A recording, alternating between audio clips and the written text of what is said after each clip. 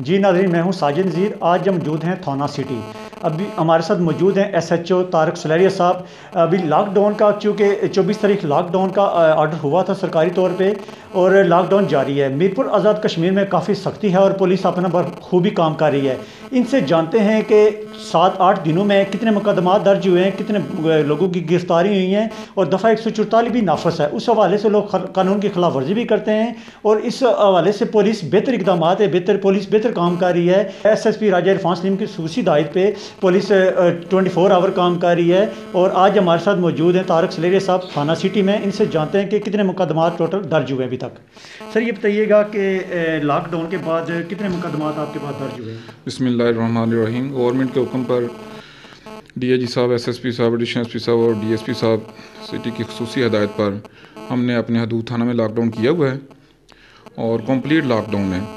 किसी गाड़ी को ना आने की इजाज़त है, ना जाने की इजाज़त है। हमने इस सिलसिले में जो है 144 नाफज भी है, और दफ़ा 144 के तहत 12 मुकदमा दर्ज किए हैं, 33 अफराद को गिरफ़्तार किए और सैकड़ों गाड़ियों और मोटरसाइकिलों को ज़ब्त किया है। अभी भी कंप्लीट लॉकडाउन और इस पर अमल दरामद जारी है। ये 3 हफ्तों के लिए लॉकडाउन हुआ है।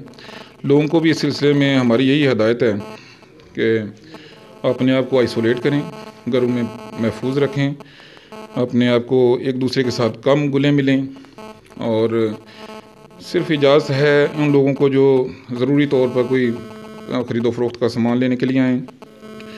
फूड आइटम्स को इजाज़त है, मेडिसिन की गाड़ियों को इजाज़त है, डॉक्टरों को इजाज़त है। जो असेंशियल सर्विसेज हैं उनको जो है वो लॉकडाउन में इजाज़त है। बाकी लोगों को तमाम को यही हदायत है कि वो अपने अपने घरों में आइसोलेट रहें। तो ये बताइएगा कि दफ़ा 144 भी नाफज है, अगर कोई इसकी खिलाफ वर्जी करती है उसके खिलाफ क्या कार्रवाई बनती है? उसके खिलाफ 188 के तहत हम मुकदमे दर्ज करते हैं और प्रॉपर कार्रवाई होती है। मुकदमा दर्ज होता है, बंदा गिरफ़्तार होता है, तो आगे फिर ट्रायल होता है। अच्छा, ये बताइएगा कि जो लोग आपने गिरफ़्तार किए हैं, बाहर तो हिदायत है कि इनको दूर दूर रखा जाए, उनको कैसे हम मैनेज करते हैं?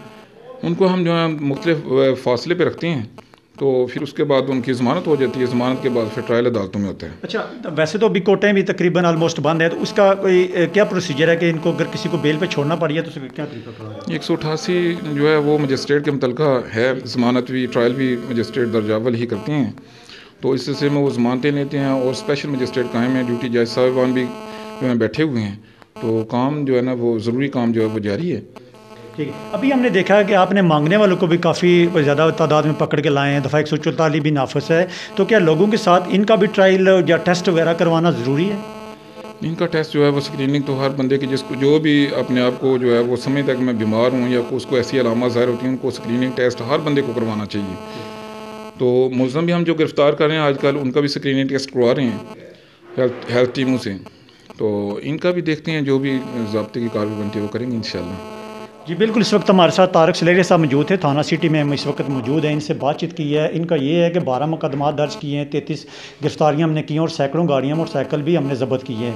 तो कानूनी तौर तरीके के मुताबिक जो इनकी कार्रवाई बनती है वो कर रहे हैं, और जो लॉकडाउन है उस पर अमल दरामद जारी है, और दफ़ा 144 भी नाफिज है।